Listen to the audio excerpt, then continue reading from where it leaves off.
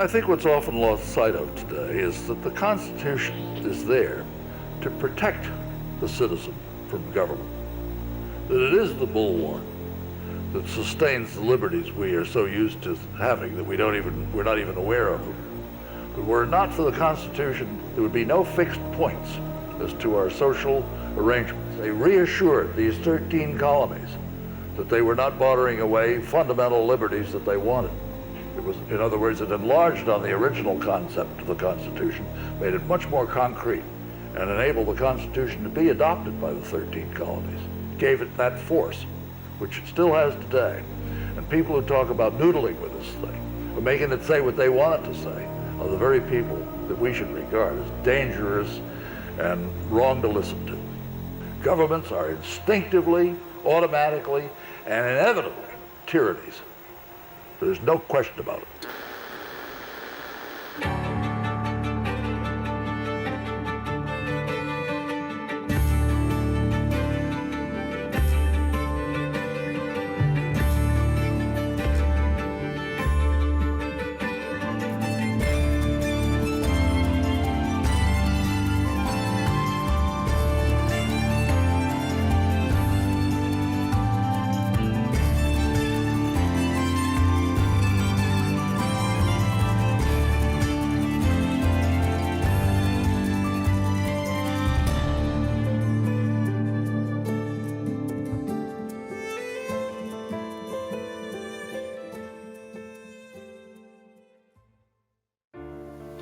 Bill, what prompted you to make firearms rather than doorknobs, say, or something equally prosaic? Why guns? Well, you know they're interesting, fascinating, and there's just something about a thing like a firearm or a boat that any man really can develop a genuine enthusiasm about or an interest in.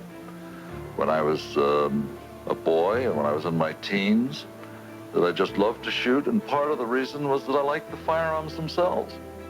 It wasn't just shooting to hit something, but it was to use that well, that firearm well, you know.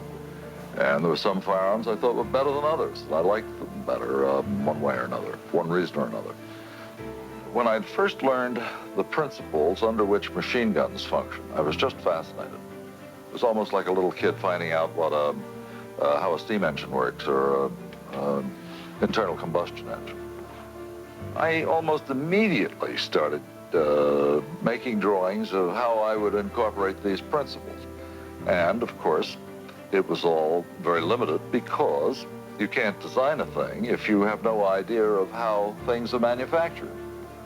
I can remember even that at one point I was just astonished to learn that there was such a thing as machine tools, that there was a thing called a lathe that could turn steel or drill steel with drill presses and mill steel and shape it with old-fashioned shapers and planers. I mean, to me, this was, that's how these hard steel parts are formed. You know, to some child that's been used to making things with a hammer and saw, it was a revelation. And I must say that guns weren't the only thing I tried to design at first, but they have always been the thing that came back to most strongly and urgently. I just loved guns. I loved the outdoors, hunting experience. I always wanted to be an explorer.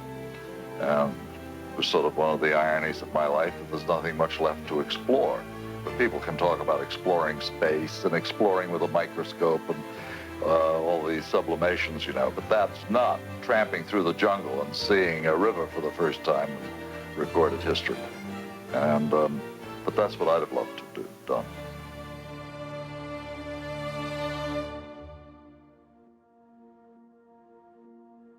I was actually pretty close to Mr. Ruger. In many ways, it was a very paternalistic relationship, and I spent a lot of time with him and knew a lot about him. He grew up in Brooklyn, New York, when it was rural at the time, and he learned to shoot out there. He had a .22 rifle that his father actually gave him when he was 12. At the time, you could take a rifle from your home and get on a streetcar and go out to the end of the streetcar line and go shooting, and that's what they did. And that's how he developed his love of shooting. The family situation wasn't all that good. Bill's father, unfortunately, committed suicide, and so Bill then was shunted off to live with aunts and grandparents and things like that. So he didn't have the guidance of his father, and I got the impression that they were fairly distant to each other. He attended the University of North Carolina. He started out as a business major because the family thought, you know, that would be a good thing to make money. Didn't like it at all. And after 2 years, he dropped out.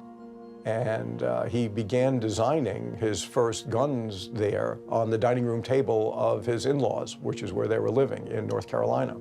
He also made friends with people in a machine shop in Brooklyn, and he would go to the machine shop frequently and just hang out there because he was fascinated about how things were made. Not just what they were, but how do you make them? What are the machines that make the things that people use? And he was fascinated by that, probably made quite a pest of himself at the time.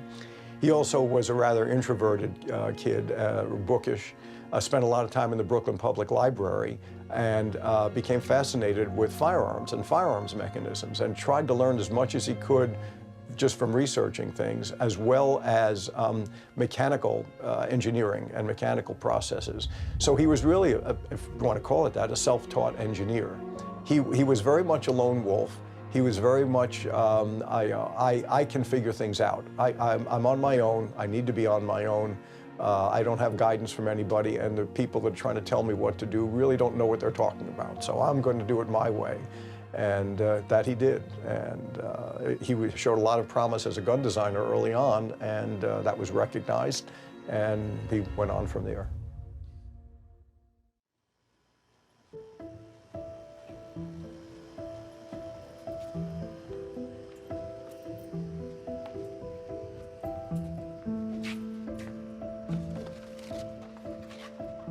Years ago, we used to have a 10-year club.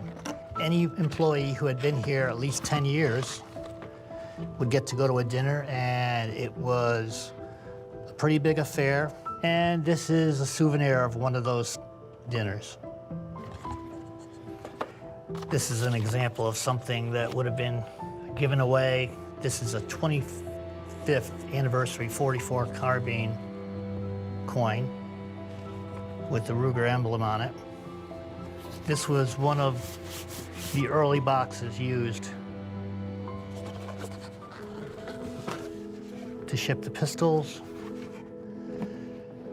One of the few things that we still ship here in Southport are auction guns, which are guns that are rare, either shipped many years ago and out of production or never launched. This example is a pistol that was bid on by someone and successfully purchased it, and now we're going to ship it to an FFL dealer who will deliver it to the customer. The shipping department is actually one of the few things that has remained the same as it was 50 years ago. Where we're standing here, this was all machinery. Where those filing cabinets are, that was the polishing room. And the polishing compound that they used would sometimes catch fire, but you couldn't get the guys to get off their stools. And all of this was all machinery. These offices were not here. The tool room was here, which was open, and all of that was machinery. It's been many years since we cleaned the place out from production, all the machinery and everything else that was here, and built these offices. So at this point, it's old hat to me. But back then when we were doing it, it was a big deal. All of these lines that you see on the floor, by the way, are all from back in the day. They either marked walkways or places where work would be stacked. Did Bill ever come through here? I'm sure he did. He came through everywhere. He would come through and he would talk to the fellas and he would inspect the work. I remember him coming through down our end, and he would just every once in a while look at pieces of work, whether it was a cylinder or a stock in the assembly room or in the polishing department, or the filers were down at that end. He never lost his feel for the beginning of when he started the business. I believe that he really had a keen interest in the product. It was his baby. All the products were his baby, so.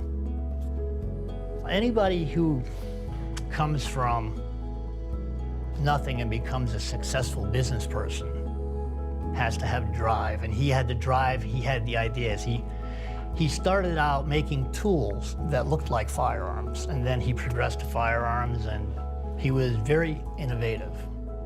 And he was always looking for good engineers, the best raw material, and he wanted his products to be sturdy, dependable, and affordable.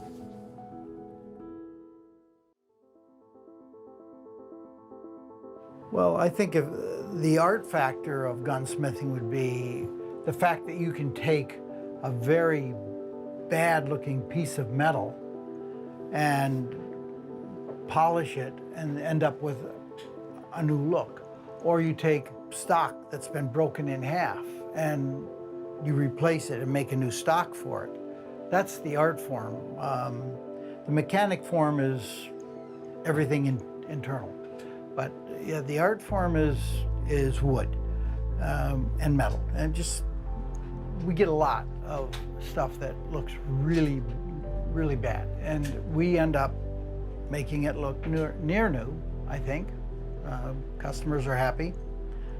This is Zach. Zach is preparing an extension on a buttstock, making it longer for a person who's 6'4". Phil is working on a semi-auto Beretta, one that failed to work. Bill Ruger had a magnificent brain when it came to manufacturing and design. He was able to foresee way, way, way ahead of his time. You know, the investment casting, yeah, he was spectacular. He advanced this industry a lot. These wax injection presses begin the process. We have to make a wax pattern for every casting that we propose to produce.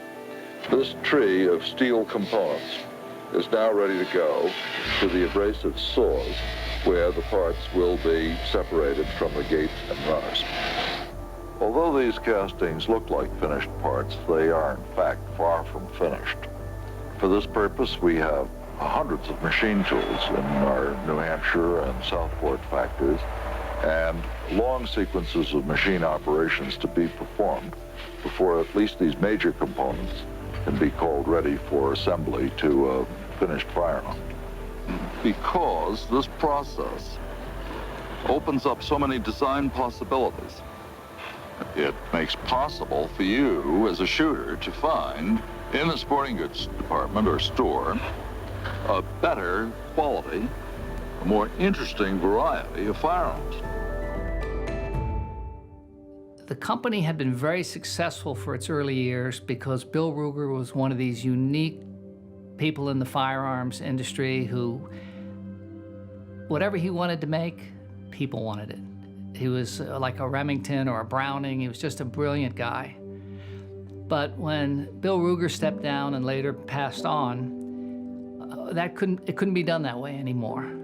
We actually had to make dramatic changes to the company.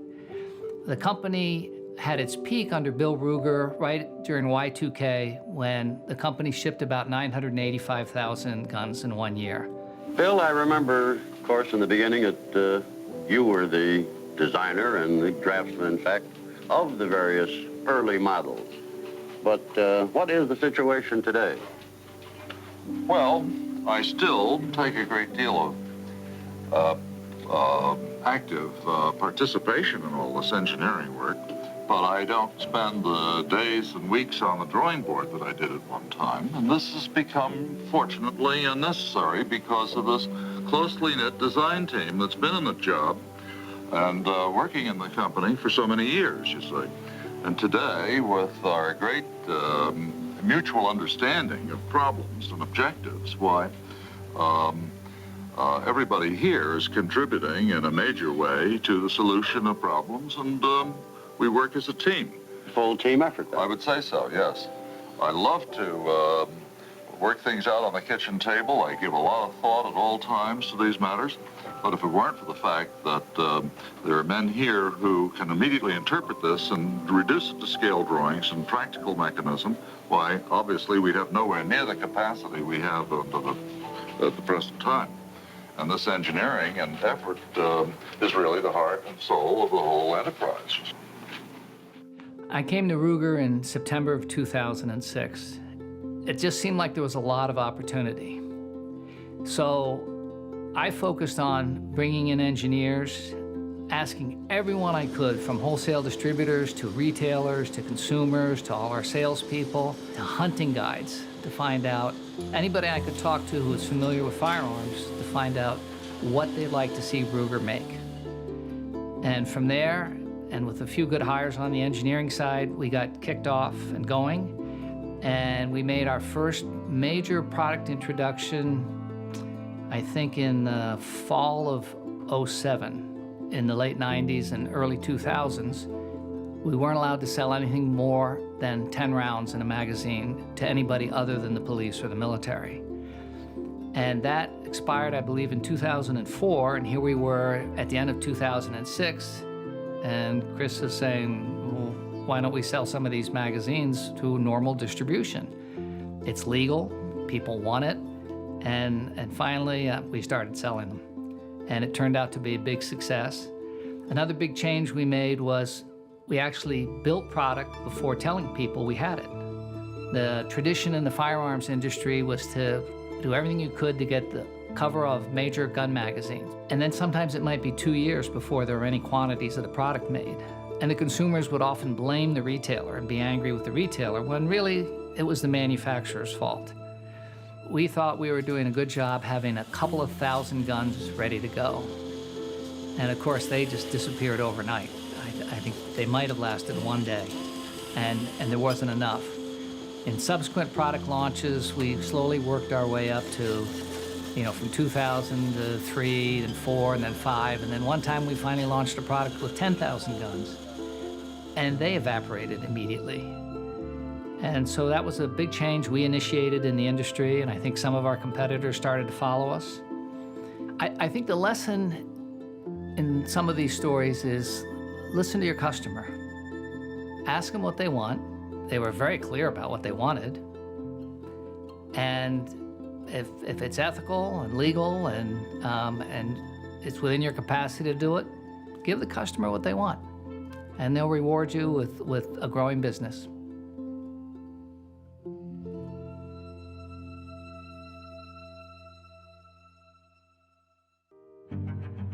Everything we make is made in America. All our employees are US based.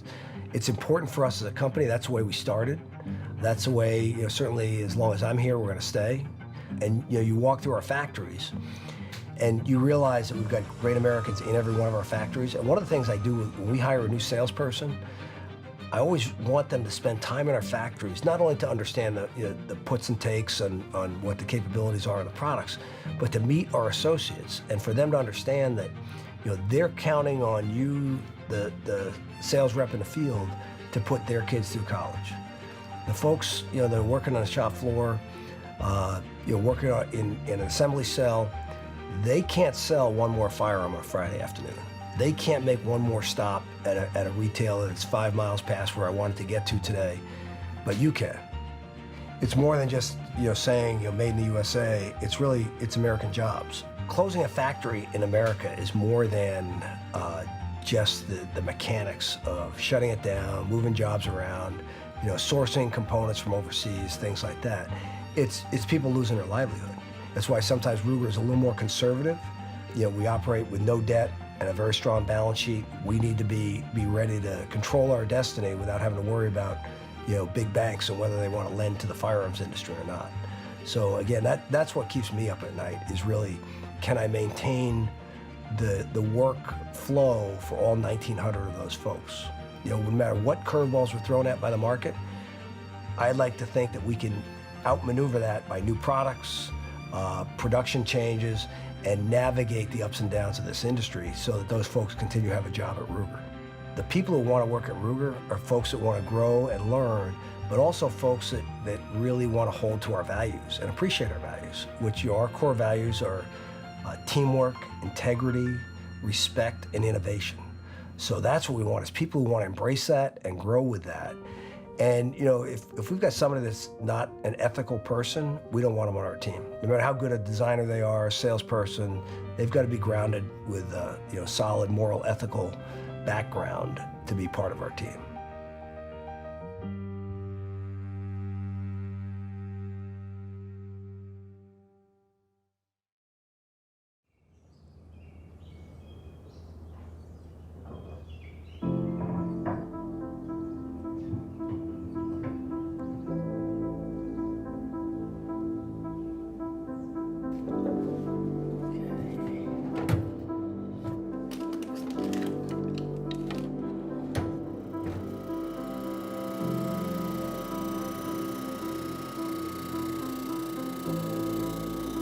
I'm a big believer in the dignity of work.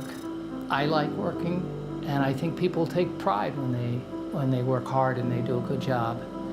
And we've got the better part of 2,000 employees at Ruger, and they work their tails off, and they are very proud of what they build.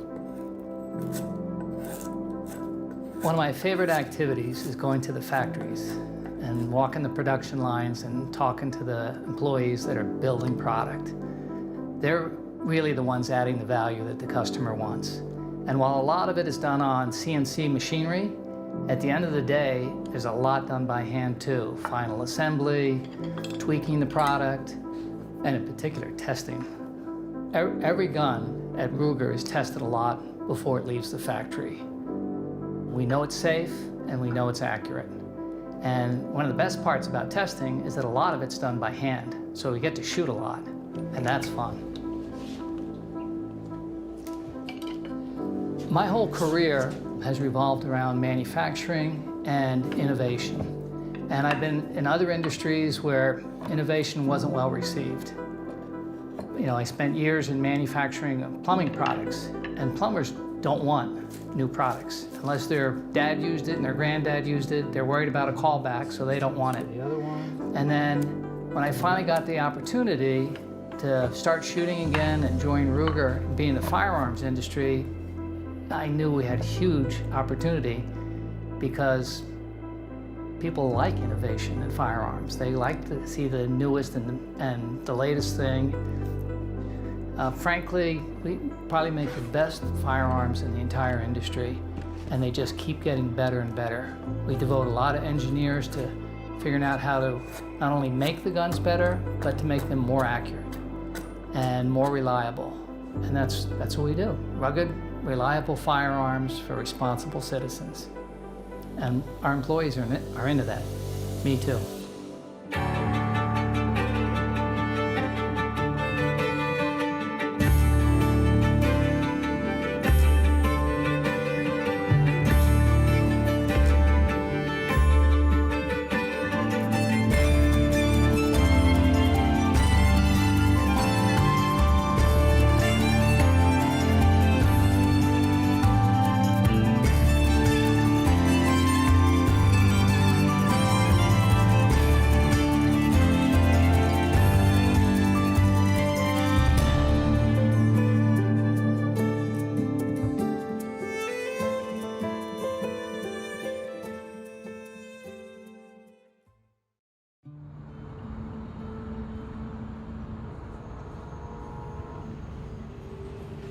When I got to Ruger, there were a couple of big changes that had to happen. A lot of people were very comfortable in what they were doing. In the factory, most people were on piece rate. And so they just made tons of parts, whether they were needed or not. And that resulted in Ruger having way too much inventory, tying up all the cash needed to operate the business. And I don't think people were as involved in the finished product the way they are today. And the other challenge was that Bill Ruger was a tough boss. And he was brilliant in that the guns he decided to build turned out to be great market successes. But he didn't want anybody else's opinion. He didn't really want the customer's opinion. He didn't want the opinion from his salespeople or his engineers And people had gotten used to that over the decades, and so people were very hesitant to make decisions. And to turn Ruger around and make it really successful, we needed everybody to have ownership in all the decisions and what was going on, have ownership of the product they're making, and not be hesitant to make decisions. So that was, those two things had to be addressed in the first year as a big cultural shift.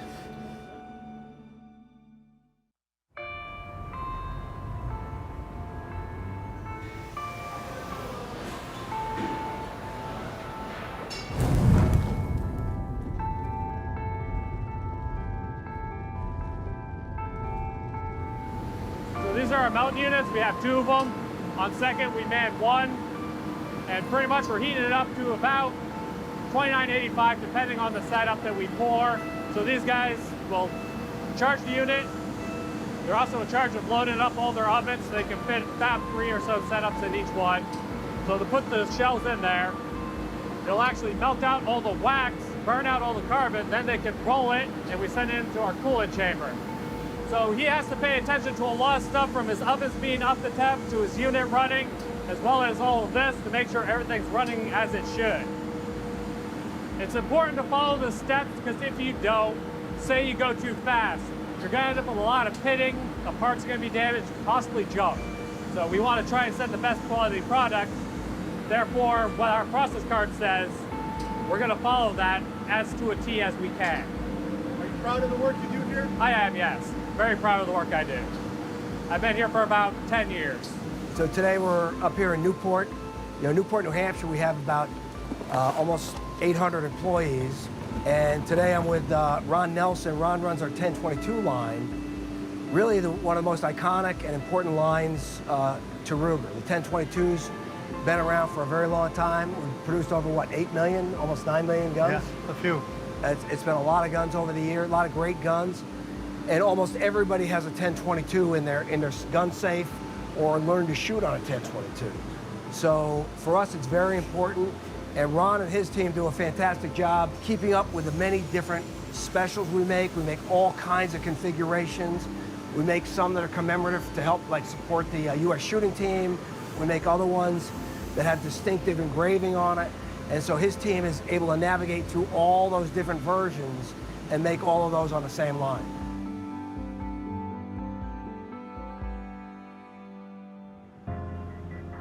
Always have had a fascination for mechanical things and how they work. Guns falls in that category a lot for me. I'm passionate about my firearms, the Second Amendment right.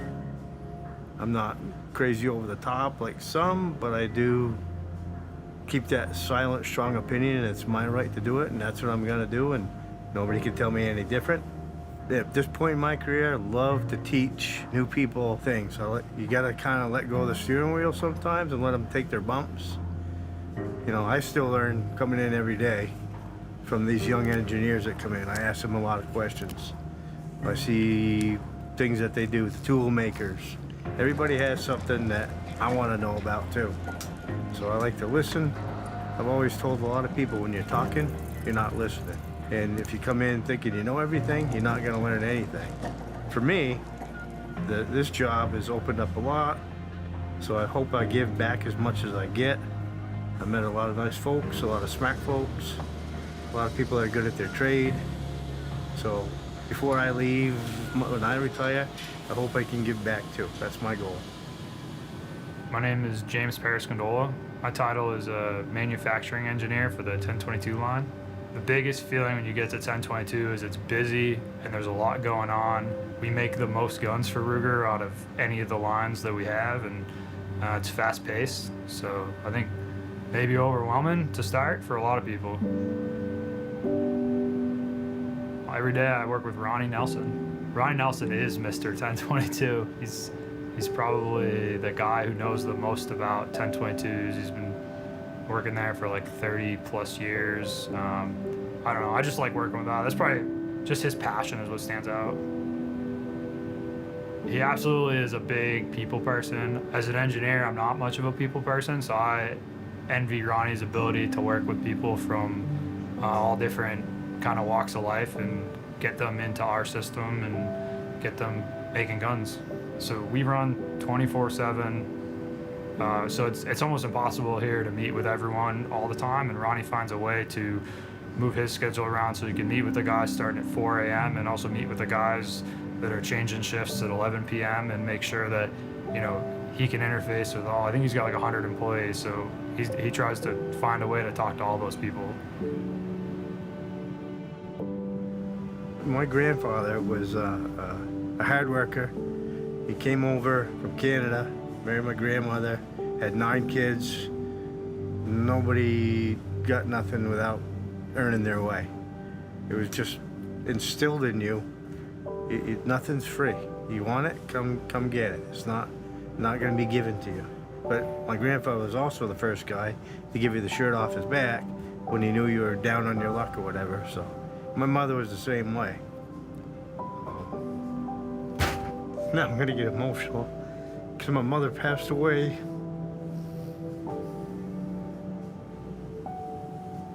when I was 22.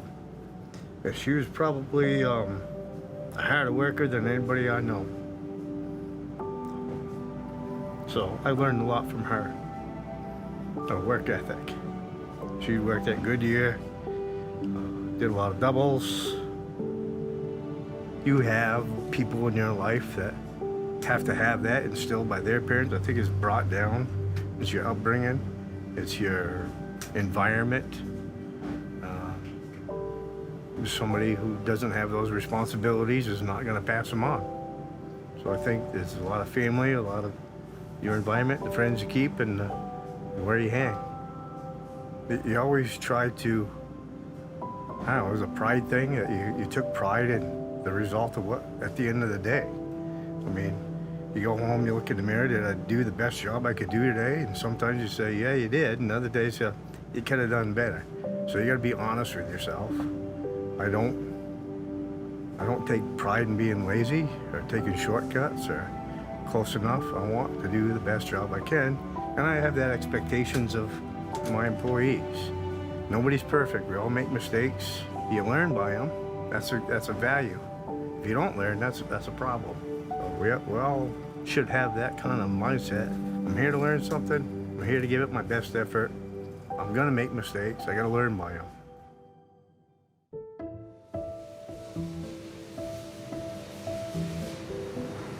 We're heading down here to take a look at our Kaizen wall, and what you'll see is it looks like a lot of paper on a wall, but when we take a look at it, every one of these is an initiative by folks on our shop floor to make our processes better.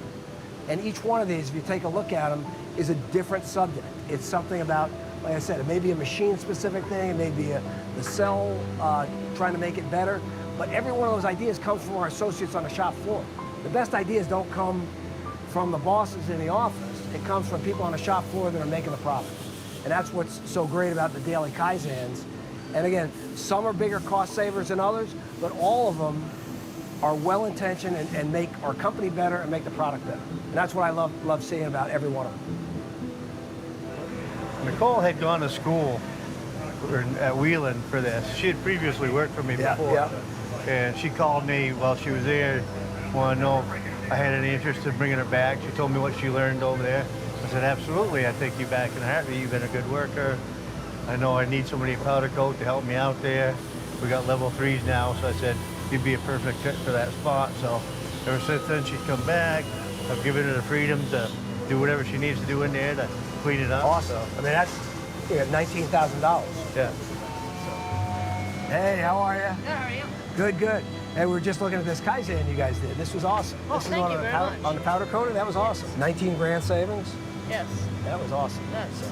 It's definitely improved our process in there quite a bit. Our rework has become very minimal. And you can't even read right. it, right? And our quality is so much better. That's awesome. Thank you. And who else helped? Me and Ron. Oh, you and Ron. I don't have my reading glasses on. You and Ron. I just gave her the keys to the car and let her drive. Right. Well, thank you. That's awesome. Yeah, thank you very much. So Ron was telling me some of the other things you're working on, so that's great. Yeah, we're processing a new FIFO setup in there. Yeah. Less handling of the receivers which we love. The ATF loves that. Right, right. So just all positive innovation going on in there right now. Cool. Yeah. Well, that's great. Well, thank you. Thank you.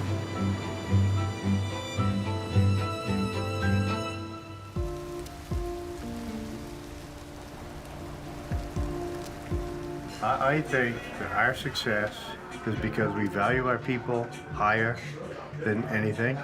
Work doesn't end at work, unfortunately, sometimes. You bring it home with you. I try not to bring home the negative stuff, but you develop that family value at work. So those people are equally valuable to you outside of work as they are at work.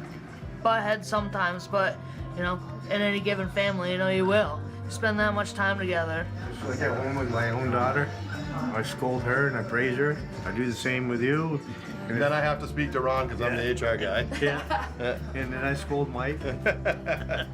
You know, something stands out about Nicole is she always has a good attitude, is always smiling, inside or outside of work. That's something that's, you know, you feel when you walk by. As far as Ronnie goes, I've known Ron for a long time. We've had some pretty deep conversations. We don't always agree. Right. When we do disagree, we disagree in a good manner. We come to, you know, we don't hold things against each other. You can't. Business is business. Physical work isn't always work. Sometimes the mental stress of mentoring one of your stars or debating the right moral thing to do in HR that's more exhausting than how many guns that I physically participate in making today. So the daily activity of keeping my folks busy, looking out for their best interests, that alone is a job. No, it's true friendships at Ruger.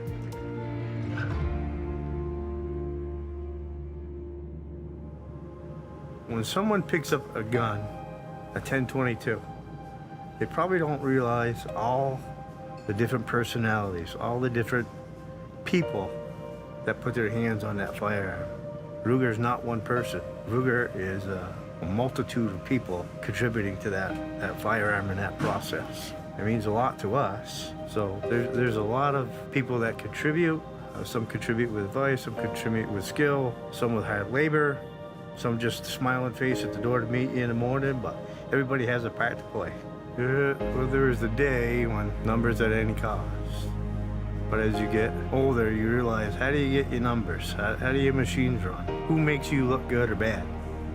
It's your people, right? So I'm hoping that people say that what you taught me gave me value and I've learned a lot. I don't want it to be just lost, forgotten. I want it to have value. I'd like to think that I've made a contribution to the improvement of the product. I like to think of my team as a whole going forward after I leave, continue to do the same thing. So it's all about what's the best for 10/22. It's not about what's best for Ron. 10/22 has become a big part of my life, and I hope it becomes a big part of like a Nicole or Brenda, Garrett, or James. They're the generation that's gonna carry it forward. So I hope they feel as strongly as I do about taking pride in the product line.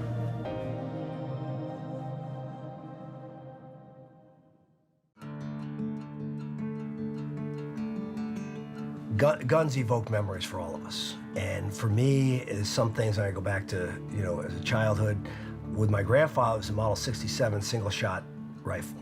I remember when we shot 22 long rifle, we were like, wow, we're shooting the big bullets today. So that was a big deal. And for me, every time I see one on a gun rack, I'm tempted to buy it.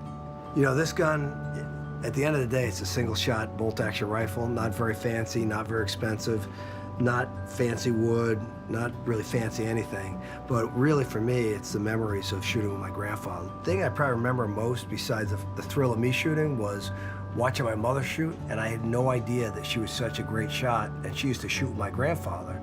And I was just blown away by the fact that my mom was a great shot with the 22, and she outshot me, and I was very impressed, and I would brag about my mother being a great shot. Firearms can bring back those memories, whether it's smells, sights.